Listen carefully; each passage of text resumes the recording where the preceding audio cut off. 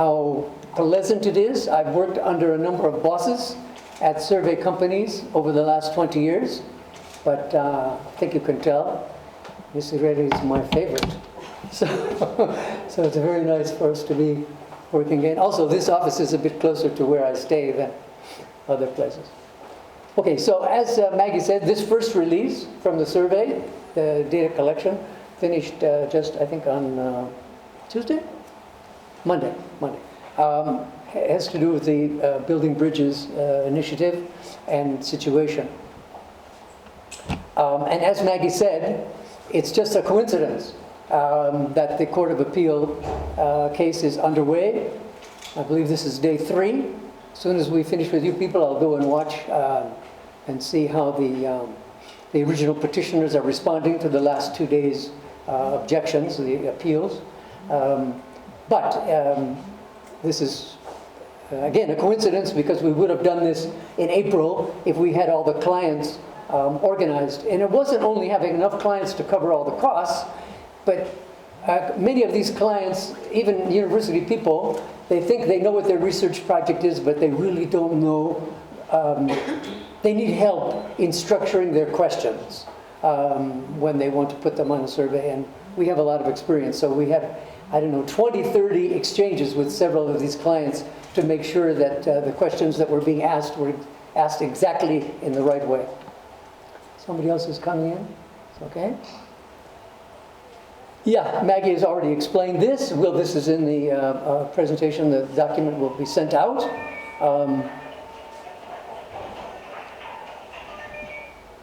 And again, the details of the fieldwork, the methodology, what occurred over these 5 days. By the way, one of the advantages of a mobile phone survey, if you phone someone, they can tell you, niko na kazi sahi, ama naenda kukamua ng'ombe, nipige baadaye, labda saa 10 nini. It's much easier to reschedule an interview with talking on somebody on the phone. If you go to the house, you find the person you're supposed to interview is not there. They maybe went to the market or whatever. You have to wait till they come back, or so on and so forth. So there's a bit of efficiency in data collection through mobile phone interviews. The margin of error, plus or minus 2.53%. That comes out to a total spread of around 5.6, whatever it is, percent. We're not predicting anything in this survey, so it doesn't matter so much. But when we're giving you sections of the sample, the margins of error are going to be higher. And I think it's all good for all of you who are reporting on survey research to have a statistical margin of error table on your desk as a reference. You can get those on the internet pretty easily. The main findings are covering these topics. I'll go through them one by one. So we don't need to look at the whole list now. And first of all, we asked this same question we had asked in December, whether through BBI or any other process, do you support any constitutional changes of any kind between now and next year's election? And only about 1/3 say yes, 34%, half say no. The others are not sure whether this would be a good thing or not. And you can see that most positive are residents of Nyanza, but even there, only half of them say unequivocally yes. And those who are least enthusiastic about making any constitutional changes between now and the election are residents of Central and then Northeastern. Why that is, I'll leave that to you. We made the comparison with the data, as Maggie said. We had done another survey including some, but not all of these questions in December. And you can see there's been a slight drop in the proportion of all Kenyans who would like to see any changes, and slight increase in the no, increase in not sure. Why is that? Well, I'm not sure myself, but I can guess that the High Court ruling on May 4th saying BBI isimamishwe maybe has discouraged even some people who would have liked some changes. So it's like, I would like to go swimming, but there's no water in the swimming pool. So, nitapunguza matumaini yangu, yani kuogelea. So maybe that what happened with the High Court as well. We didn't ask people why, or has your opinion about this changed since December? And these were different respondents who were interviewed this time. And we asked people, how much would you say you know about these proposed reforms? And you can see only 6% say that they know a great deal. We didn't give them a test. We didn't say what is being proposed about the executive or what's being proposed about budget allocation to counties. No, we didn't give them any test. We just took them at their own word. We found 16% said they know something. 29% just a little. But 47% said they know nothing at all. And you see some contrasts. Men, by and large, claim at least to be a bit better informed than women. Maybe women are too busy trying to provide for families' daily needs, pay less attention to political and public issues. We also see that people in urban areas are slightly, or claim to be slightly more informed on what BBI is all about than people living mashambani. You can see here quite a close correlation between level of education of our respondents and how much they claim to know. For example, if you just take the proportion who say they know nothing, for those who have no formal education, more than 4 out of 5, 85%. By the time you get down to people with secondary education, only half of them say they know nothing. And to get to a post-secondary, it goes down even further to only about a third who say that they know nothing. And I don't think if people would lie. To say you know nothing is a bit embarrassing. So we think these people are honest.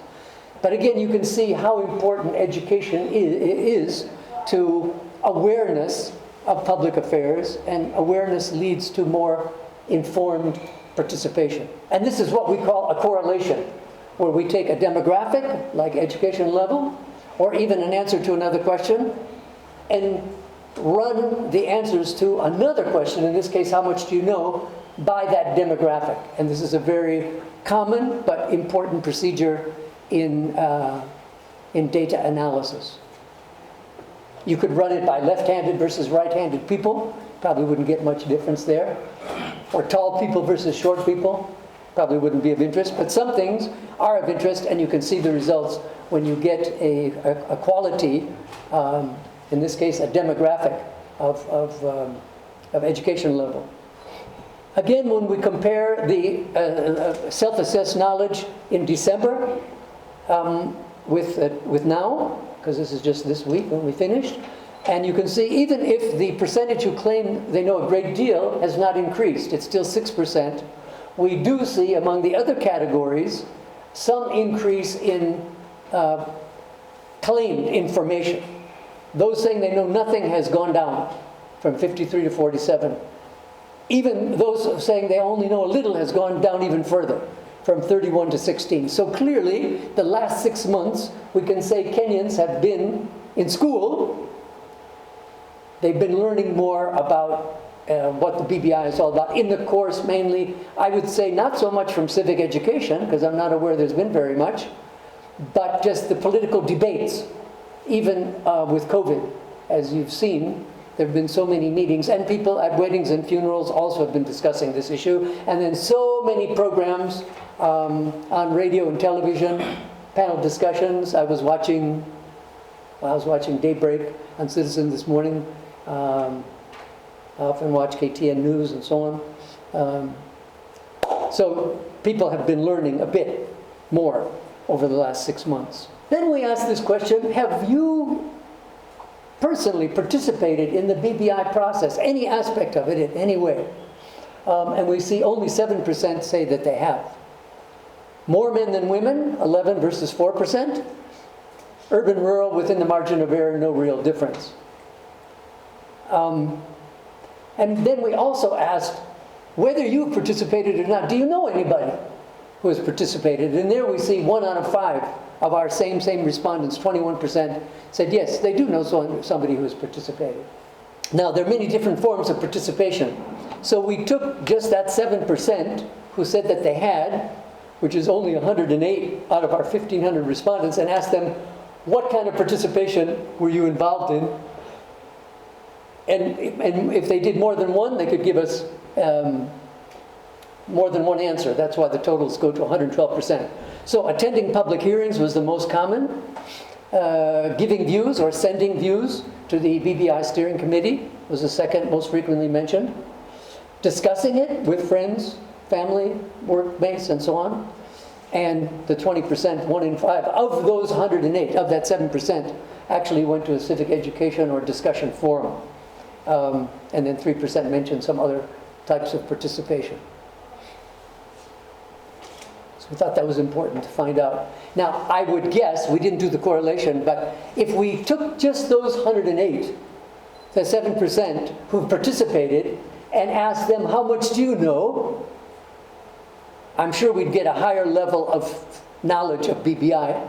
If you want to pay Maggie a few thousand shillings, she'll run that correlation for you. Because there's so many we could run, can't run them all.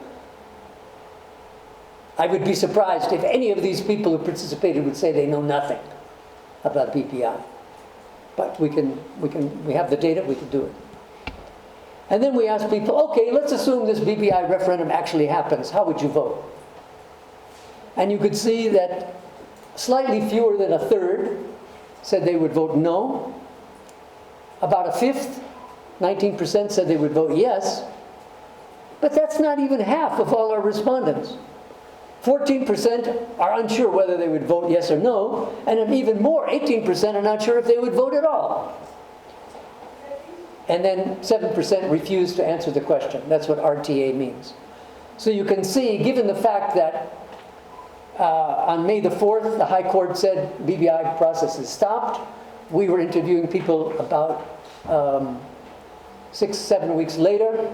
There is so much uncertainty. So you can see that Kenyans are all over scattered, divided on what they think they would do if a referendum happens. Now, I don't like making predictions, but I can make one prediction. If the nullification of the referendum is overturned and it goes ahead, these figures will change dramatically once people know, or if they come to know, that kumbe kutakuwa na referendum. But they really reflect, I think, the uncertainty of the situation at the moment.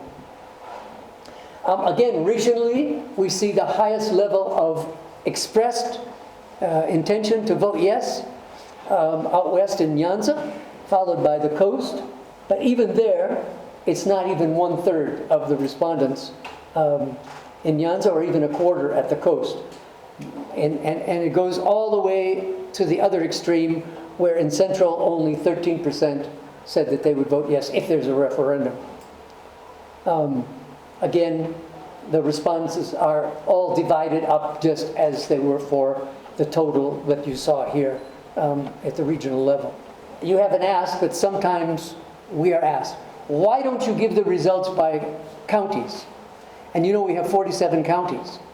And if you take a sample of only 1,500, even if we had some people interviewed in each county, I haven't counted, but probably in some of the smaller counties, population-wise, like Tana River or Lamu or whatever, there are maybe only 4 or 5, 10 people interviewed. The margins of error would be so high, the results would be meaningless.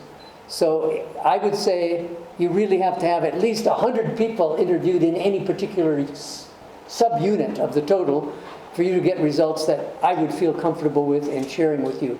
Otherwise, the margin of error would be too high. Now, we also did this correlation with political party alignment, but only for the 3 most popular parties, which are ODM, Jubilee, and UDA. And you can see, probably to not much surprise, there is much more support, express support in terms of an intention to vote yes in a referendum among ODM supporters, between half and 2/3, 59%, as compared to either Jubilee, where it's a quarter, 25%, and among UDA supporters, hardly 1 in 10. And the highest no is also among UDA, but it's not 100%. Again, between half and 2/3.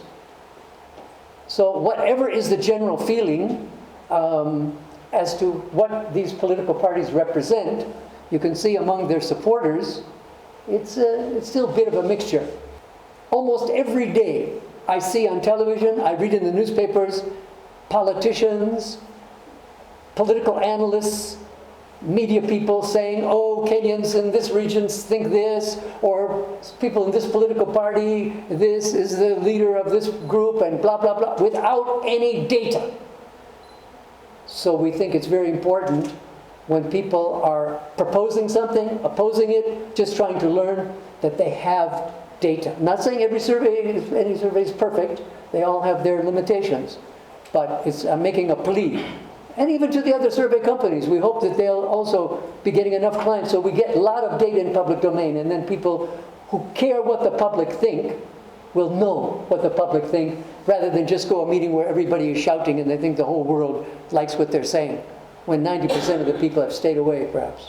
Now, for people who said that they were going to vote yes, and that was a total of 291, that goes back to this 19%. We asked, what are the main reasons why you like the proposals? And you could see, by far, increased allocation to the counties is the most popular, even if only about a quarter of those who said they would vote yes mentioned that. Then you get the Ward Development Fund, which is the next most frequently mentioned at 11%. Surprisingly, perhaps, 25%, a quarter, couldn't mention anything at all. And yet they said they were going to vote yes. Now why is that at the bottom? No response, NR. Is that because they would intend to vote yes for a reason that has nothing to do with the Yaliomo, with the content of the reforms? It's an interesting question for analysis. Then we asked these same 19% who said they vote yes. Okay, ulisema uta pigandio, yani if there's a referendum. But is there anything in these reforms that actually you're not happy with? And again, we have quite a few things mentioned, although starting with the budgetary allocation to counties, again 9%. The creation of new constituencies, 70 new constituencies, 8%. Small numbers. 17% said there's nothing that I'm not happy with. But then again, 38%, more than 1/3, couldn't give an answer. So again, does that mean that those people who are voting yes actually don't have any reason why they're doing it, at least related to the actual proposed reforms? Are they doing it for political loyalty? Some other reason? Maybe because their husband or their wife told them, this is the way you're going to vote if we're going to have a referendum? Upende usipende? We don't know. Okay, for those who said they were going to vote no, which I believe was it 29%? Let's go back to the pie. 31% said they would vote no if the referendum were held. And they gave, again, a variety of reasons, starting with this allocation to the counties of 10%. Use of government resources to promote the BBI process also got some mentions, 8%. Creating these new leadership positions of prime minister and deputies, 8%, and so on. Again, we get more than a quarter, 27% at the bottom, who wouldn't give a response. Are they voting no or saying they would vote no for reasons that have nothing to do with the content? As we did with the people who vote yes, asking them if there's anything they don't like, for people who said they don't know, they would vote no, we asked them, well, hati kusema hupendeki yani urudiki na mswari BBI. Is there anything there that you actually like? Again, increased budget allocation, budgetary to the counties gets 10%. A number of other things, even fewer mentions. But again, 1/3 could not give a response. The main point of those slides is to show that there seem to be very few people who find nothing good or nothing that's not good, that's bad, according to them, in these BBI proposals. Nobody seems to be completely happy or completely unhappy. And that relates to another question we asked about an alternative parliamentary route for some minimum reforms in case BBI does not go forward as a referendum, but we'll come to that later. Again, overall, when we compare the voting intention expressed in our survey now with last December, we find a decline in the percentage who said they were going to vote yes, from 29% to 19%. But no real change in the percent who would vote no, still about 1/3, 32, 31. An increase in whether those who are undecided, and a big increase from 0 to 11% of those who would vote at all. Again, I think because there's uncertainty about whether there's going to be a referendum. So once the judicial process is finalized, and we don't know how long it's going to take for the Court of Appeal to issue a judgment, and then there could be whoever is dissatisfied with that judgment could go to the Supreme Court. But we here at TIFA, this is now 1st of July, we're very much hoping that we can have another survey, enough clients to do another survey in September, by which time things should have been much clarified, at least as regard to the way forward with the BBI. Then we asked whether you would vote yes or no, whether you support the BBI process. How likely do you think it is that there will be a referendum? And again, remember, we finished our data collection on Monday, the day before the Court of Appeal started. We find 20% of the bottom are not sure. But we find the plurality, that means the highest number but not 50%, 34%, who don't think it's likely at all that there will be any referendum. Only 8% are certain that it will be held. Again, this reflects the uncertainty of the situation. Somewhat likely, only a little likely, in the middle. On what basis do people have these views?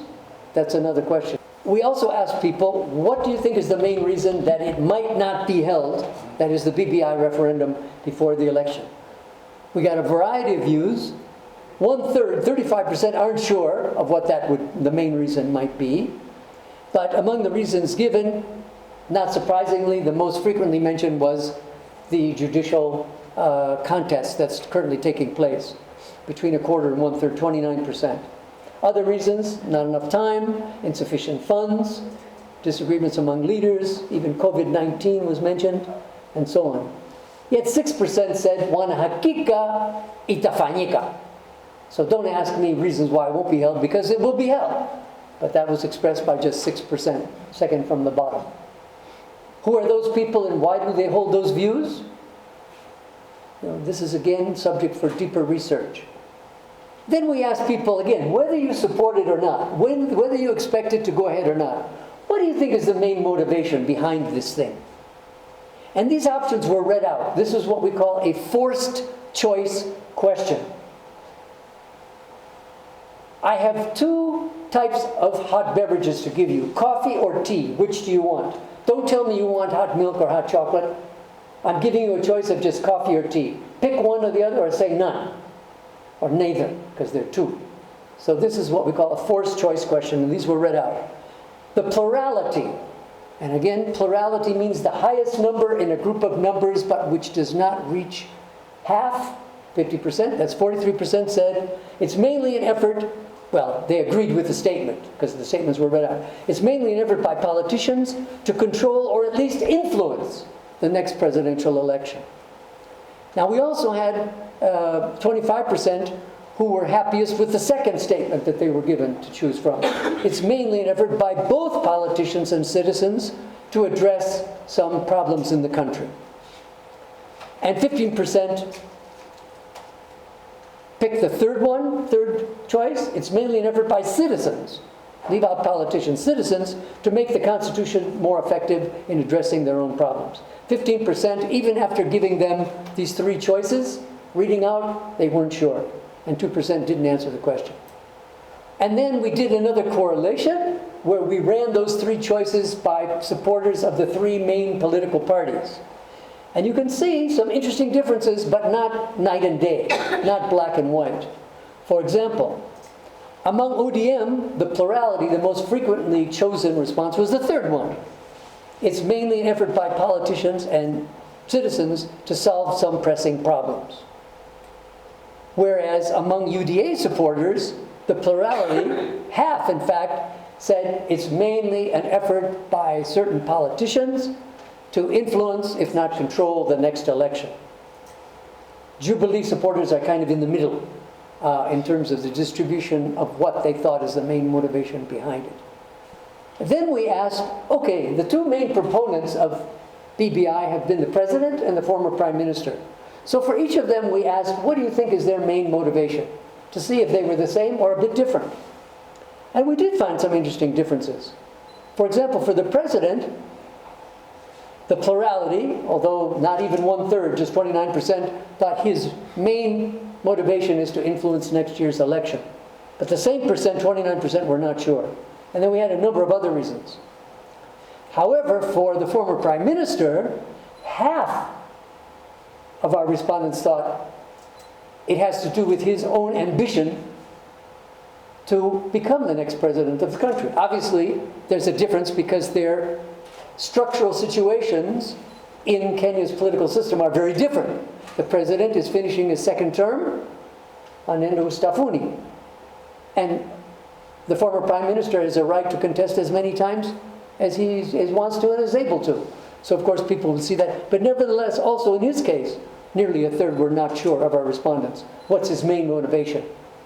Yes, here we did one other correlation.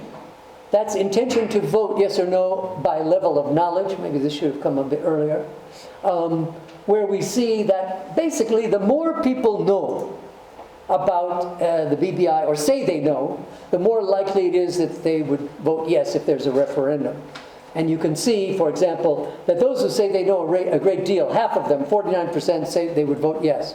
Among those who say they know nothing, only 10%. So it seems that the more you know about what is being proposed, the more likely you are to vote yes. Now, what comes first, the chicken or the egg? Is it because you have that increased knowledge that you say, oh, this thing is good? Or is it because you think the thing is good for some other reason that you find out more about what is inside the box? Yeah, maybe we should, as I change that sequence there. Okay, as an alternative, one thing that's been discussed in the last, well, since the High Court ruling on the 4th of May, is whether it would be possible in Parliament to come up with a package of what they call minimum reforms, which do not require an amendment to the Constitution. I know there's been some debate, and not everybody's been in agreement about this possibility. Those who are very much in favor of a referendum want to wait until the judicial process has played out in the hope that they can have a referendum. But at the moment, among the population as a whole, we have a pretty even split between those who are in favor of minimum reforms through Parliament and those who are not. 41-45, just outside the margin of error, which as you saw was plus or minus about 2.5%. However, in terms of political parties, we see a measurable, not overwhelming, but measurably more support among ODM supporters as compared to UDA supporters for this, 51 versus 37. Jubilee supporters are kind of in the middle. That is, it seems that more of the ODM supporters would at least like to salvage some of the work that was undertaken by the BBI steering committee and so on, all of the submissions that came in, rather than give up on everything. But again, that will depend on whether, on what the outcome of the judicial process is. So we don't see a high level of polarization by people among different parties, but enough to measure it.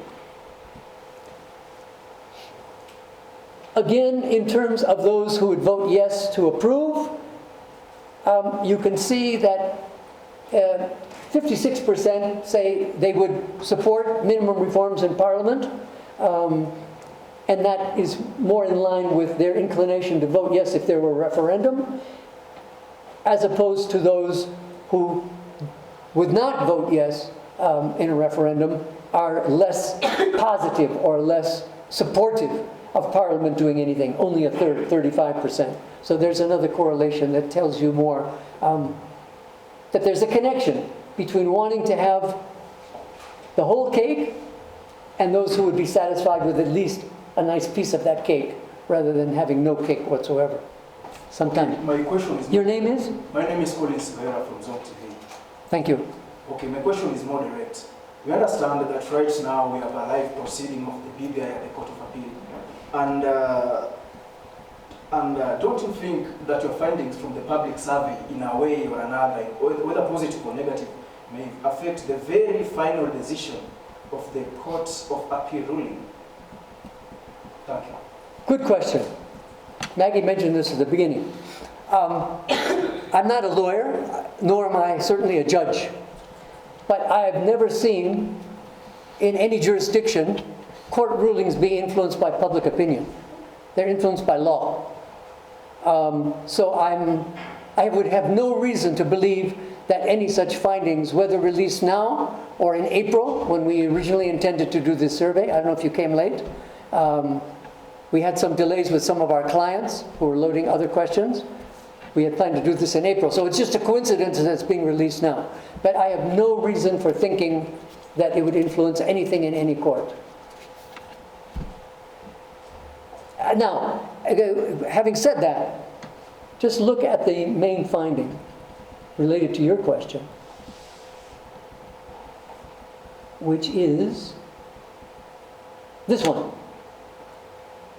Now, if 100%, just being extreme, if 100% of our respondents said if there's a referendum, we'd vote no. And you asked me, might that influence any of the judges? I think there's 7 in the Court of Appeal. Again, I would have to respect their oath to the Constitution and say no. But it would certainly raise a question among people like you or people in the public whether such an overwhelming opinion among the public, positive or negative, might at least cause controversy. But when you have our respondents in this survey almost completely divided up into how they would vote, I don't see that.